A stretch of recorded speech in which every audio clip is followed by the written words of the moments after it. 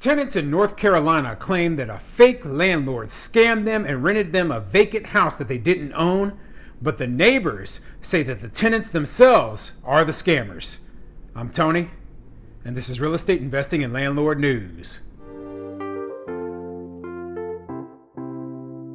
All right, so I have an interesting article for you today, and once again, it's going over the topic of squatters. Now, obviously, squatters are a very sensitive issue for landlords. We don't want squatters in our house, okay? Be that a tenant who originally started off paying and then refuses to leave, refuses to pay rent, or somebody who just moves in when your house happens to be vacant. Either way, we don't want these people holding up our property, not paying us, and using our investment as their personal, place to live without giving us a dime. I mean, it's a ridiculous thing. It's honestly theft, okay? Yet the law doesn't see it that way. They see it as a civil issue between a tenant and a landlord. And I'm like, hey, in some of these cases, this person isn't a tenant. They just moved in when they didn't actually live there. But most states require landlords to go through the eviction process as though the person was a tenant. Now, fortunately, in a place like where I invest, the process is relatively quick. But if you're unfortunate and you live in California or New York and all these places with all these extreme tenant protections, well, you're going to face, court backlogs, tons of eviction protections. They're going to do everything possible to make sure that you never get your property back, because in their minds, you're the rich, greedy, evil landlord, and this is the poor, helpless tenant.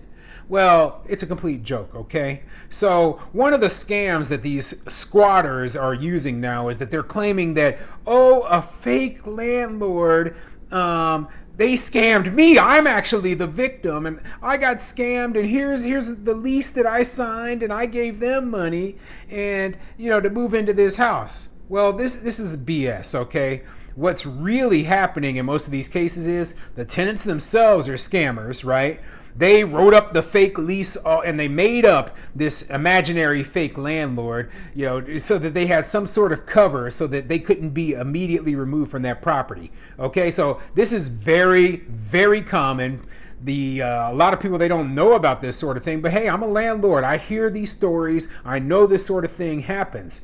It's unfortunate that, they always paint these people out like they're victims when they're really the scammers. And that's exactly what's going on in this story that I'm going to be going over today. So before I get into the article, go ahead, hit the subscribe button, maybe leave a comment down below. Let me know what you think. Have you heard of this scam where these, squatters claim that they were leased the property by a fake landlord? And if you haven't, have you heard of any other scams that these squatters may be using? Okay, what is the worst squatter story that you've heard? I mean, I've heard all sorts of insanity, like things like a squatter moving into a house and somehow getting title to the freaking house that they were squatting in and stealing it from the rightful owner. That is the wrong thing for the government to be doing, is somehow giving this person who stole a house the ownership. Oh man, but I'm not surprised that the property rights of people in this country are getting ripped away slowly, one piece at a time. And the longer that I read these articles, the more that it becomes plain as day to me. And all I want to do is bring this information to other people so that they know what they're facing out there right now. Whew! Anyway, this article is coming from WCNC.com, and it says, Charlotte neighborhood unsettled after squatters take over a vacant home. And the article actually has a video that comes with it, and I'm going to play part of that video right now. While it's vacant now, we spoke to neighbors like Patrick Arney, who says squatters took over the house earlier this year. We really didn't know who they were. Neighbors say the tenants claimed to have been duped by a rental scam, gaining access to the house through the lockbox. He said that he was kind of scammed, that he had paid somebody money, that they weren't legit. Steve Brock says they trashed the house. It was destroyed. And stayed for months. They just took possession of the house one day. Okay, you saw that. That's part of the story. I'm going to be going over the rest of this article, and I'll tell you what I think as we go. So let's get into it. Charlotte, North Carolina. Residents in a Ballantyne neighborhood are calling for a rental company to up its security measures after they say squatters took over a rental property next door. WCNC Charlotte recently reported on a mother getting scammed by a fake landlord that claimed to own a house that is owned by First Key Homes. The victim moved into the house after the scammer gave her the code to the house's lockbox, which can be obtained through First Key's website. Following that report, the Ballantyne neighbors reached out to WCNC Charlotte's Julia Kaufman about a First Key property in their neighborhood. The property has been vacant for several months, according to neighbors, but was taken over by squatters last winter. They just took possession of the house one day, Patrick Arney said. Yeah, so the first thing they do, they cover this story of this lady who supposedly was rented a house by this fake landlord, right? Now, there's so many questions I have when they claim that they were scammed by these fake landlords. Like, did you ever meet this person in person? Okay. Did you actually look at the property, or did you just go in there, open the lockbox, and then give somebody a check or cash? How did you get scammed? Okay. I really want to know if this stuff is real or not. And I don't believe it's real in the majority of cases. I believe that the person themselves who is claiming that they got scammed is actually the scammer in the majority of these cases. That's why I don't have any sympathy for these people, okay? They are using this as an excuse so that they can garner sympathy and hopefully not get evicted immediately. That's the only thing they're doing. And unfortunately, I can see through the lies in a lot of these stories because they just don't make sense, okay? Anyone who's ever rented an apartment before, if they didn't have to fill out an application, if they didn't have to do a background check, if they're, just writing blank checks to random people, who did you write the check to? Or did you just give them cash? How many apartments have you applied for where you just hand in cash over? Okay, anyone who's ever rented a place ever before knows that's not the way that rental property business works. So all of a sudden, though, you think that this one place is different? That's a joke. Okay, you're making me think that you're full of crap because your story is not believable. You're acting in a way that a human being wouldn't act if they were actually renting an apartment. Like most people are afraid of being scammed, so they want to make sure that, hey, this place is 100% legit and that this landlord is actually good to go and not just going to take my money. So, yeah, I just do not believe these stories. Arnie, who lives a couple doors down, said the situation was unsettling for many because we really didn't know who they were. A neighbor said the squatters claimed to have been duped by a rental scam, gaining access to the house through the lockbox.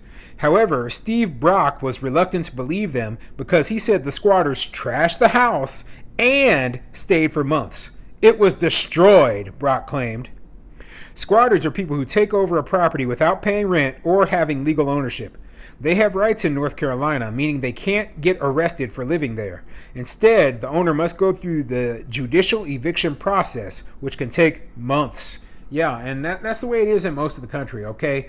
The police aren't going to help you, okay? Unless you can somehow, get them on some kind of trespassing thing. But a lot of places you just can't do that. So you are stuck going through the eviction process, losing however much rent, letting them stay in there and trash the place. Okay, why? Here's my question for people, right? If you really were scammed, why are you trashing the place? Why is the place a complete wreck? Okay, and did you actually think that the actual owner, the actual landlord was going to allow you to stay? You should be trying to get out of there immediately or whatever, but you've got to go if you weren't the scammer yourself. And that's why I say in a lot of these situations, these people are the scammers. It can kind of make you concerned about your own welfare and what they might do, Brock said. First Key eventually evicted the squatters. The company told WCNC Charlotte it places materials on homes and online to help educate. Oh man, I lost the article. It places materials online to help educate the public on rental scams. Jennifer DeSario, Regional Vice President of Property Operations for First Key Homes, wrote, "We regularly visit and inspect our homes for safety, security, and general well-being." When asked if the company plans to get rid of coded lock boxes, Desario said the contactless service is essential due to COVID-19. Yeah, well, they're idiots if they think that's the case, okay? Pandemic is over at this point. They need to stop using those. I know it's a convenience issue, but this sort of issue would not happen if you weren't just giving the code out to everybody who came up and wanted to see the place. That's stupid, okay? It's plain stupid. You've been, I'm warning you right now. As a landlord, don't do this garbage, okay? This is why squatters have such an easy time scamming landlords, okay? So yeah, this is a bad situation. I'm not blaming the landlord 100%, but there are things that you can do to make sure that you don't become a victim of this nonsense. Like constantly. I mean, you need to be over at your property at least weekly if it's empty. At least, okay? You need to have, good security on that property. I mean, I've heard of all sorts of alarm systems that you can actually have hooked up. I can't remember what it was called. I think it's Simply Safe, where all you need is a Wi-Fi connection and you can have an alarm system on your vacant home. Okay. Now, I'm not sponsored by Simply Safe, right? There might be other systems out there, but to me, when I heard about it, I was like, hey, this is a pretty good idea. A simple alarm system that I can put into my property when it's sitting empty. Okay. Lock boxes, bad idea. If it's just some code and then somebody can get into the house, or you need to be constantly changing that code to make sure that, hey, every time I show this place, there's the potential that the tenant could come back, use the exact same code, and then have access to this property. That's a bad deal, okay? You just got to be safe. And there's only so much that we can do to prevent these type of squatters from getting into our houses, but don't make it any easier for them.